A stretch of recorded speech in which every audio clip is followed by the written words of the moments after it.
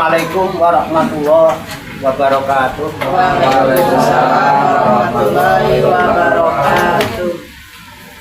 Bismillahi walhamdulillah alladzi jama'a alaina fi harokatid dakwah wa tarbiyah auliya utusah. Wa sallallahu wa sallama ala sayyidina wa maulana Muhammad bin Abdullah wa ala alihi wa ashabihi wa man tabi'ahum bi ihsanin ila yaumil qiyamah. Amma ba'da. Itu. Jadi Islam itu agama yang sangat memperhatikan pembinaan generasi penerus. Nah, ini tujuannya. Coba bayangkan pembinaan generasi kita besok akan jadi apa? Ini aja sudah makin morot. Zaman Wali Songo sekarang jauh berbeda kondisi Islam. Islam sekarang udah makin semeraut. Zaman Wali Songo enak Islam itu. Akur, rukun, gak ada yang tentang agama. Campur, ada Islam, ada Hindu, ada Buddha, ada Kristen. Pernah ribut? Sekarang ribut Islam sama Islam. Dan yang ribut orang yang paham agama Islam katanya. Ulamanya, kiainya. Fakta apa fiktif? Umat bingung. Terus bagaimana generasi penerus? Orang tua, kayak kita merasa tua, yang merasa kita akan punya generasi penerus, mesti ada rasa galuh, khawatir bagaimana anak saya setelah sepeninggal saya. Ada nggak pikiran gitu? Ada. Semua berarti cocok dengan apa yang disebutkan oleh Allah di dalam Al-Quran. Biasanya kalau kamu di Quran ada. Coba cari Al-Quran surat An-Nisa. Makanya saya suruh bawa Al-Quran terjemah itu supaya kalau yang nggak punya bilang sama saya, ini kan nggak punya. Ada. Ayat 9. Nah, ada di tanggal B. Pakai HP aja deh, HP aja. Oke ya. Coba buka surat An-Nisa. An-Nisa ayat 9. Siapa yang sudah ketemu? Ya. Surat An-Nisa ayat 9. Pak Ustadz kali ini bawa Al-Quran? Wah. Ini. An-Nisa ayat 9. Tolong dibaca yang agak keras beserta terjemahnya.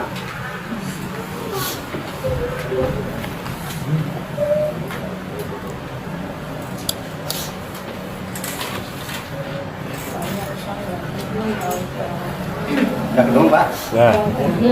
Ya, yang kenceng Pak. Oke, baca.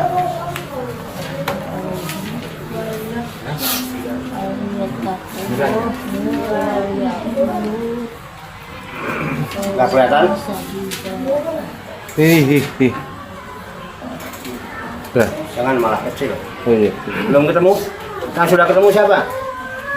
Bu Yanti, Bu ini sudah ketemu? Coba Bu Yanti baca yang keras tuh. A'udzu billahi minasyaitonir rajim. Bismillahirrahmanirrahim. Wal yakhshal ladzina law taraku min khalfihim zurriyatan dhi'afan khafu 'alaihim falyattaqullaha wal yaqulu qawlan sadida. Shadaqallahul azim. Artinya? Dan hendaklah takut kepada Allah orang-orang yang sekiranya mereka meninggalkan keturunan yang lemah di belakang mereka yang mereka khawatir terhadap kesejahteraannya. Oleh sebab itu, hendaklah mereka bertakwa kepada Allah dan hendaklah mereka berbicara dengan tutur kata yang benar. Maha benar Allah. Tolong saya bisa dipahami ya? Ya. Tolong saya didikte ya.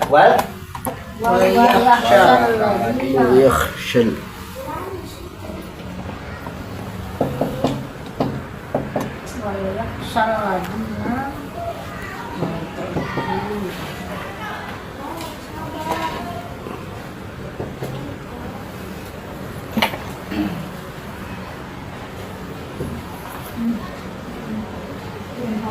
Lau taraku min khair.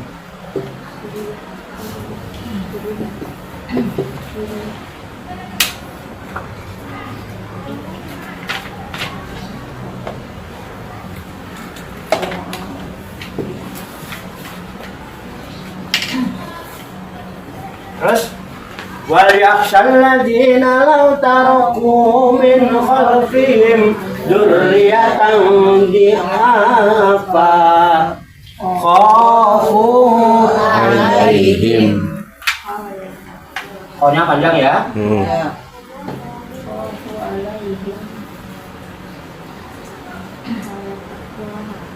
Ya. Terus wal yattaku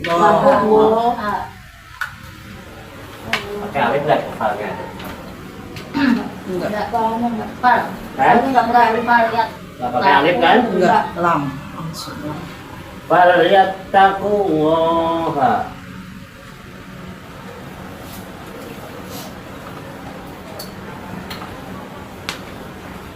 Oh ya.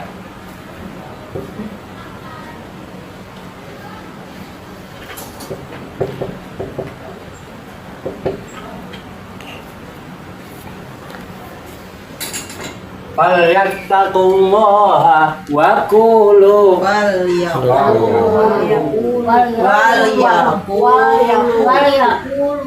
wal yaqulu. pakai lam memang.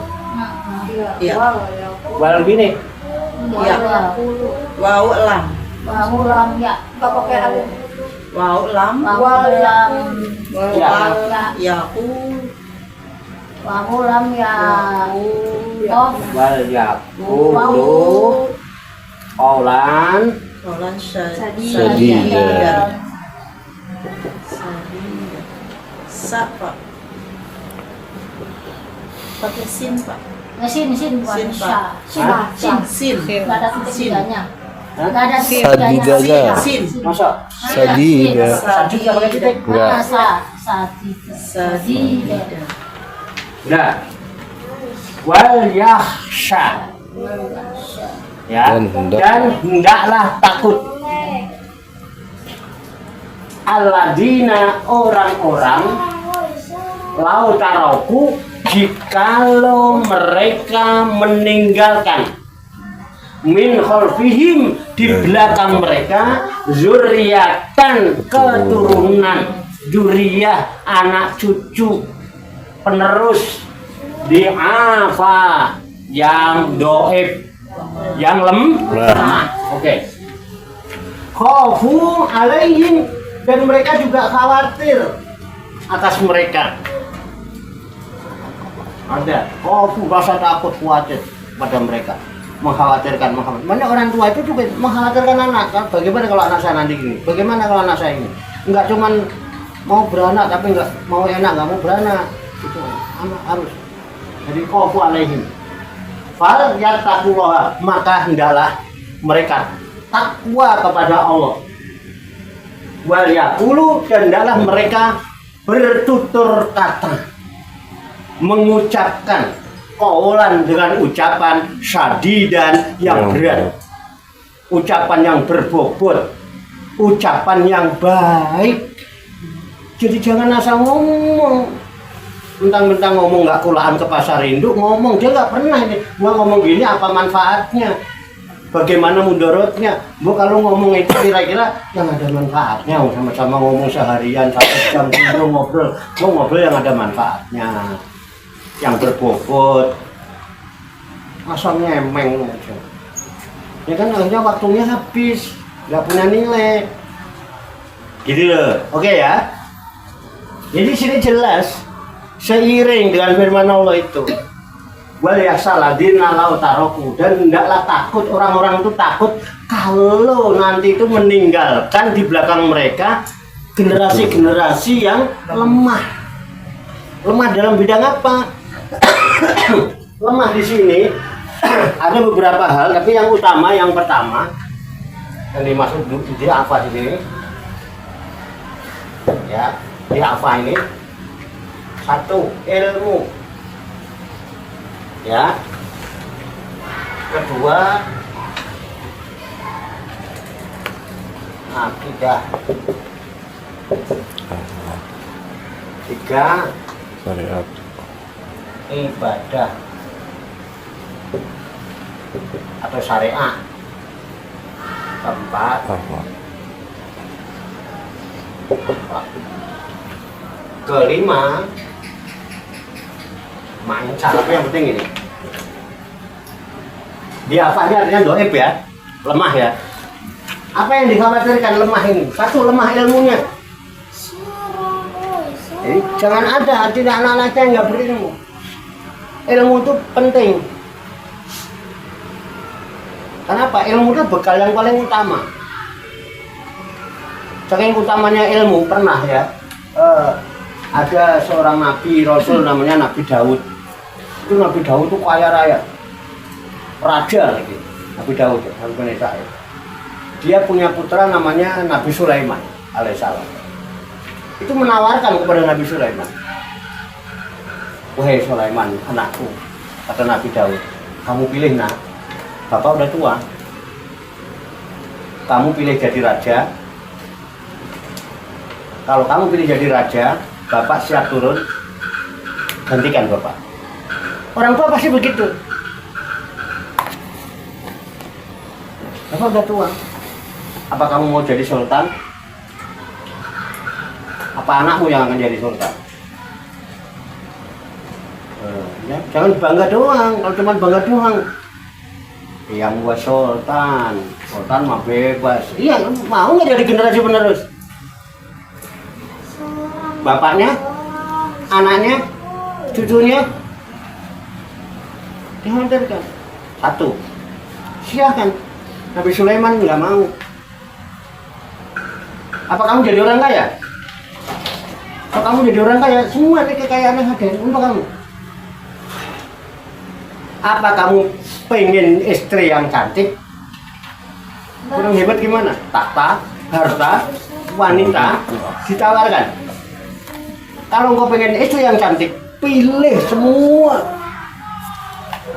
Bani Israil nih, yang paling cantik akan aku pinang untuk aku jadikan istri. Apa kamu pilih ilmu?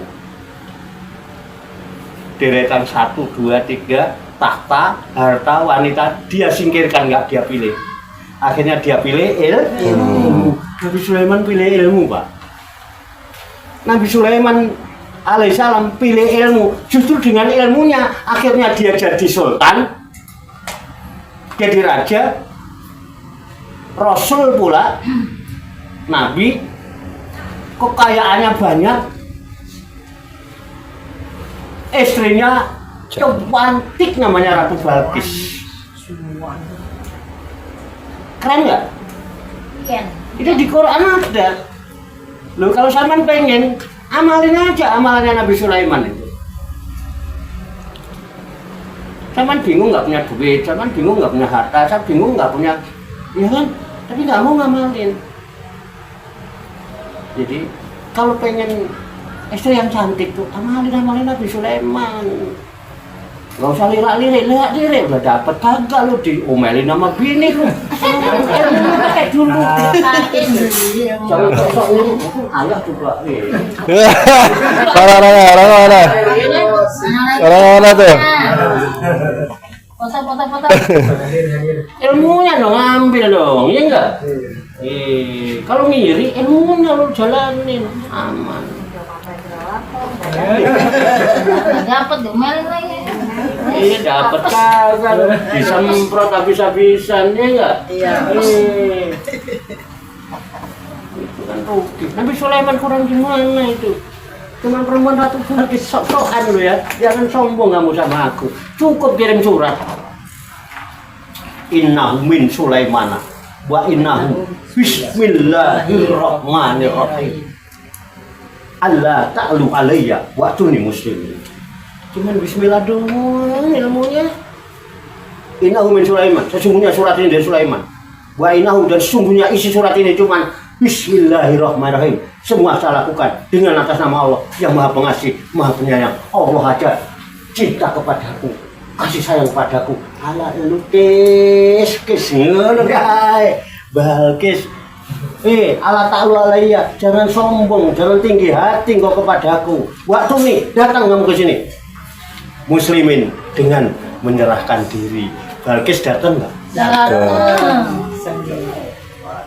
Sulaiman begitu masuk ke pintunya dia lihat istananya Sulaiman tuh bening kayak kaca dikira air Kuncing. kan orang sana bajunya panjang disingkap dicincing takut basah tuh kelihatan nggak Kelihatan. bening nggak Bening. Nabi Sulaiman ngeliat nggak Iya. Kelihatan. masa Nabi ngeliat cewek di dosen Iya. cuman duduk di segasannya doang begini Cuma ngeliat kelihatan. enggak ngeliat cuma Nabi kok Cuma kelihatan. masa ngeliat cewek di dosen dilihat usah ya kan enggak ngeliat Nabi Sulaiman tapi Ratu Balkis lewat dari pintu sana Nabi Sulaiman ngeliat enggak ngeliat cuman kelihatan untung waktu itu Sulaiman enggak punya istri. Coba kalau punya istri yang lihat, dikira Nabi Sulaiman ngeliatin cewek itu cemburu lagi gara-gara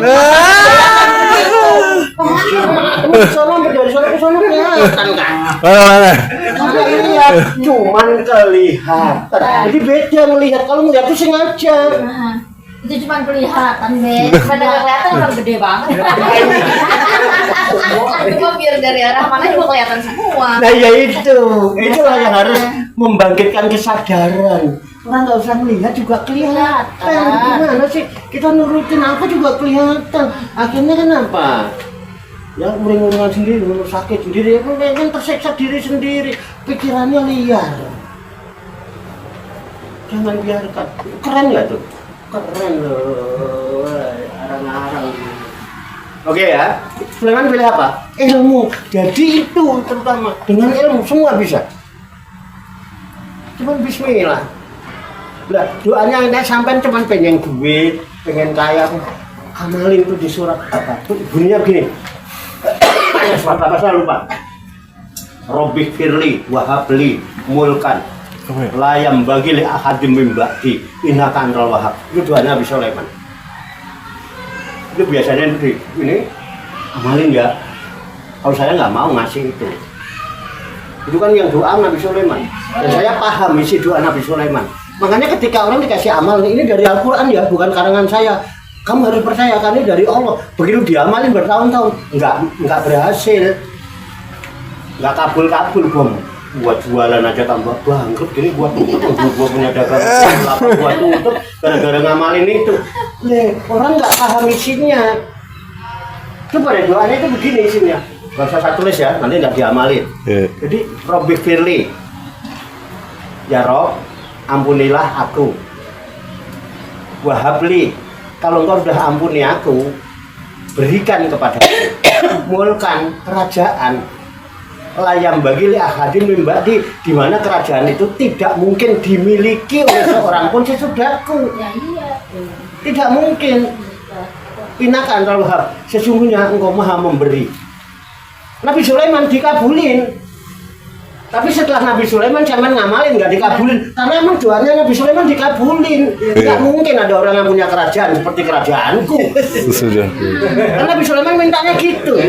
Aku minta kerajaan yang tidak mungkin kerajaan itu dimiliki seorang pun sesudah aku. Jadi sesudah Nabi Sulaiman nggak mungkin ada orang punya kerajaan seperti itu. Lah kok dia ngamalin gitu, nggak kabul. Emang nggak kabul yang dikabulkan justru doanya Sulaiman.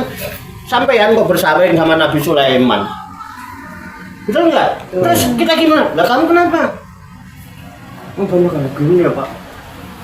Saya ini hidup kok ujian itu. Ujian mana? Ujian ini belum selesai, ada ujian lagi. Ada ujian ini kan datang lagi ujian lagi. Terus apa? Kemudian juga Pak pusing. Akhirnya namanya Kiai kan ngasih, udahlah sampean banyak-banyak mendekatkan diri kepada Allah, banyakin ibadah, sholatnya jangan di. Pak saya 5 waktu tuh Pak. Begitu sebelum adzan saya udah di masjid Pak. Udah tahiyatul masjid, begitu ada qobliyah, sholat fardu, ba'diyah, kadang-kadang asar itu loh ba'diyah saking regepnya. Padahal nggak ada. Habis subuh ya ba'diyah lagi sholat opo. Saking regepnya. Iya kan, kadang-kadang nggak ada ilmunya. Ya udahlah tambahin lah kalau malam itu tahajud apa. Udah Pak, saya setiap saya mesti pasang itu Pak. Saya pasang alarm. Terus begitu alarm saya checking itu jam 3:30 tuh, biar saya nanti subuhnya nggak kesiangan.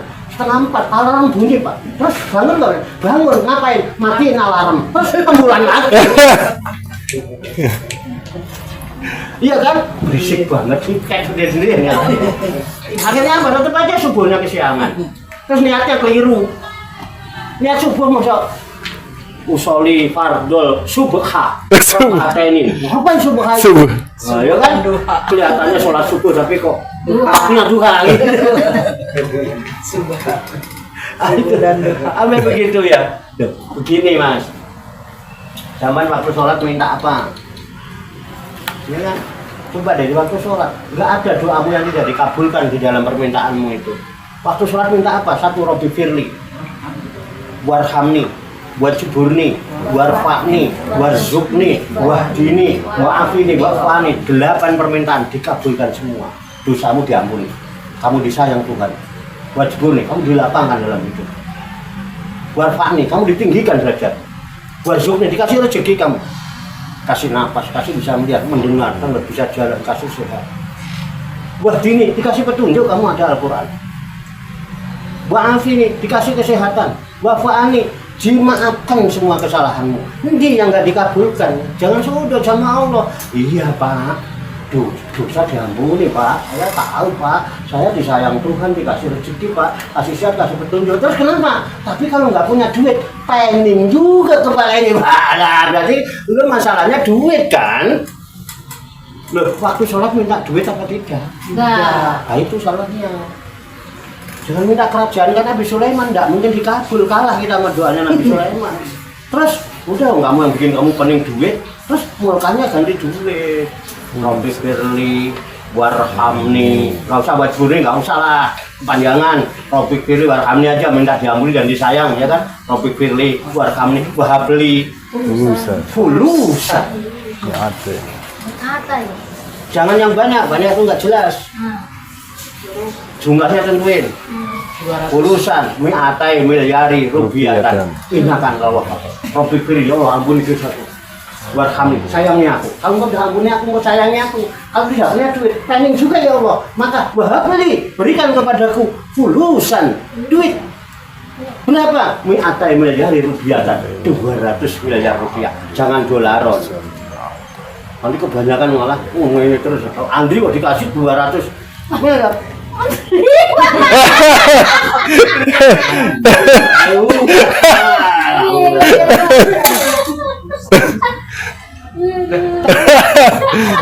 Itu celengan aja bolak-balik. Iya. Ini apa-apa. Wong ini kepada Allah, Allah itu tidak terbatas kok kekayaannya. Boleh-boleh aja. Minimal kita pengalaman kalau ngajuin kasbon ke direktur, kita butuh 50 juta. Biasanya ngajuin berapa? 100. Harapannya biasanya dikasih separuhnya kan gitu. Kita sama Allah dan minta 200 miliar. Taruhlah nggak dikasih separuhnya nggak apa-apa. Mungkin 10% udah lumayan. Kalau nggak 10%, 1% dari 200 miliar itu sudah 2 miliar Ibu. Sampai kalau saat ini punya uang 2 miliar mau apa? Saya 2 miliar, yang 1 miliar, ya 1 miliar di tanah 500 juta, kalian bikin bangun kos-kosan. Oh, ya enggak? Yang 500 lagi Bangun kos-kosan. Kos-kosan kan udah Kurang Pak. buat rumah pribadi. 500 juta itu kalau sederhana sekitar tanah 60-70 meter kan 5 kali 9 juga udah gede rumah ya. Atau kalau kita bikin rumah 8 kali 12 itu sudah besar, kamarnya banyak. Itu cukup 100 meter kan. 100 meter paling berapa? Ya kan? Nah, terus bikin rumah ada garasinya. Kan masih 1 miliar. Bini lagi. Kawin marah pasti. Oh. Ini orang kalau melancang begini nih. Nah, ini kan pikiran liar. Kan masih 1 juta kan? Yang 500 juta taruh di deposito. Ini lagi. Iya. Enggak, deposito. Ntar sisanya. Masih kan ada sisa lagi. 500. Tapi bunganya haram katanya Pak. Hah? Deposito tapi haram bunganya. Kata siapa? Katanya. Nah, iya, 500. Kan tiap bulan ada. Lumayan kan? Buat nganturin fakir miskin, anak yatim, janda-janda yang Muda. tua. Ya kan? Kamu udah masih bisa nyari duit ya. Kan lumayan tiap bulan kan? Jadi amal jariah enggak? Sama, kita rumah udah punya. Ya kan? Mobil sudah ada, kos-kosan masih ada. Kalau buat kebutuhan sehari-hari, uang masih ada 500 juta, Pak, mau ngapain? Ya enggak, kira-kira kalau ada gadis yang cantik, lu mau nggak jadi istri gua? Mau enggak?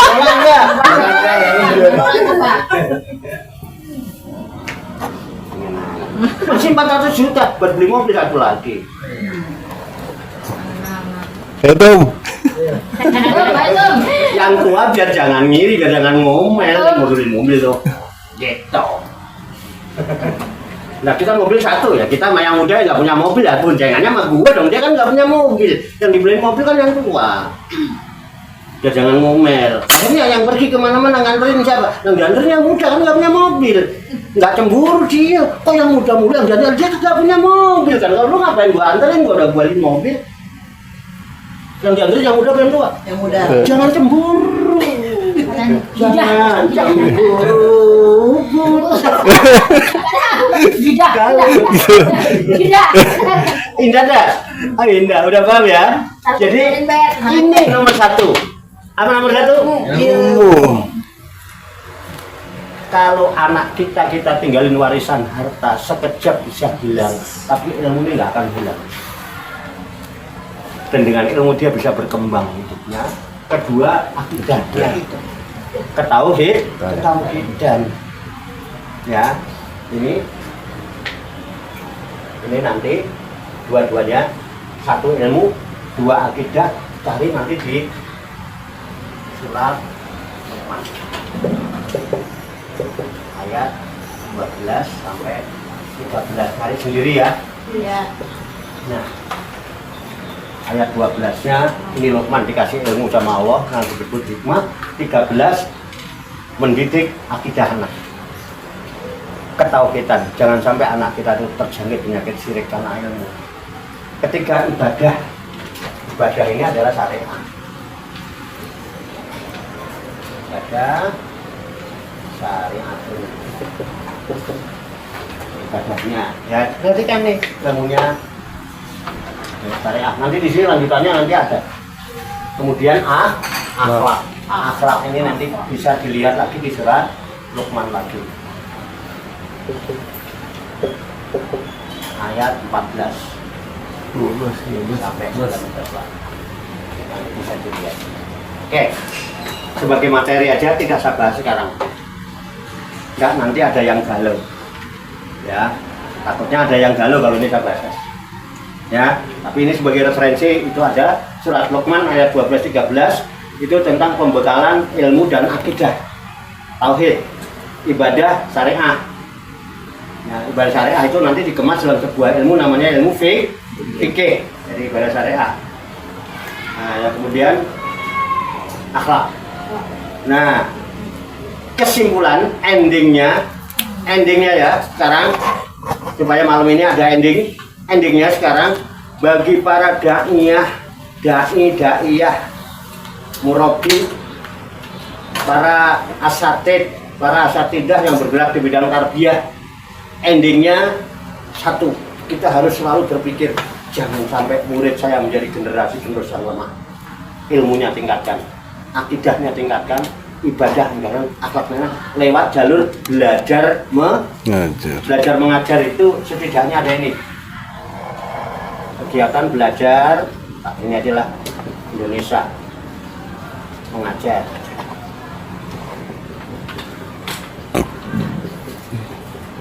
Ya, ini untuk materi berikutnya nanti akan disiapkan. Ya, setidaknya satu ada materi. Kedua ada metode. 3. Nah, dalam kegiatan belajar mengajar harus ada 3 ini yang utama. 1 harus ada materi, 2 harus ada metode, 3 ada guru. Sekarang ada guru, materi belajar kagak punya. Apa mau yang diajarin? Makanya guru yang pertama siapkan materi. Dai waktu mau pidato, mau khotbah, mau ceramah, siapkan materi pidatonya. Membahas tentang apa materinya? Iman, siapkan dalil-dalil tentang keimanan, Quran maupun hadis. Takwa, siapkan materinya, dalil-dalil tentang takwa, baik dari Al-Quran maupun hadis. Ustaz, materi. Kedua, metode. Materinya bagus, metodenya tidak tepat, nggak nyampe sasaran dakwah itu. Khotibun nasa ala qadri ukulihim, berbicara kepada manusia sesuai dengan kadar kemampuan akal pikirannya masing-masing. Kita yang hadapi anak-anak, jangan pakai bahasa-bahasa nggak benar. Yang kita hadapi kakek-kakek dan nenek-nenek, udah nggak usah bicara globalisasi, informasi, dia ngomongin aja bakul tasi sama nasi. Paham dia? Paham ya? Ini metode. Ini wali songo itu metodenya bil hikmah. Kemudian ada guru. Materinya bagus Pak, metodenya bagus. Iya, gurunya ada nggak? Ada. Betul nggak? Jadi 3 ini adalah komponen jenengan. Di dalam diri jenengan harus ada 3 ini. Oke? Bisa dipahami ya? Makanya ibu mau belajar biar nggak bingung, siapkan materi. Materi apa yang akan saya ajarkan untuk santri-santri saya besok? Jadi malam ini yang dipikir materi apa yang akan saya berikan kepada anak-anak saya. Itu tugasnya guru. Jadi begitu ngajar lah. Oh, makasih pelajaran apa ya? Mikir gini. Akhirnya ngawur, tumpang tindih nggak karuan. Yang tidak semestinya jadi diterapkan. Yang pekerjaannya santri dikerjain guru. Ini kan nggak jelas. Akhirnya guru nggak tahu pekerjaannya. Dan metode belajar yang ada adalah GBSA, cara belajar santri aktif. Biarkan santri yang aktif. Ini tugasnya santri, ini tugas saya guru. Jangan guru ngerjain pekerjaan santri. Ini kan tumpang tindih namanya, tidak jelas. Letakkan sesuatu pada tempatnya. Wa doa sayin fi mahalihi fahuwal adil. Letakkan sesuatu pada tempatnya itu namanya adil. Wa doa sayin fi ghairi mahalihi fahuwal zolim. Letakkan sesuatu bukan pada tempatnya, itu adalah kedoliman. Tanpa kita sadari kita sebagai guru yang dolim. Karena apa? Harusnya itu pekerjaannya murid, kok kamu kerjain. Gitu loh, paham ya? Ini loh materi, metode, guru. Nah, mana yang lebih utama, materi dengan metode? Metode lebih utama daripada materi. Materi bagus, metodenya salah, tidak nyampe. Jadi metode itu lebih baik daripada materi tingkatannya, ya kan? Metode dan guru itu lebih baik daripada metode, karena ada metode bagus, kalau nggak ada gurunya juga nggak bisa. Terus yang lebih baik dari guru apa?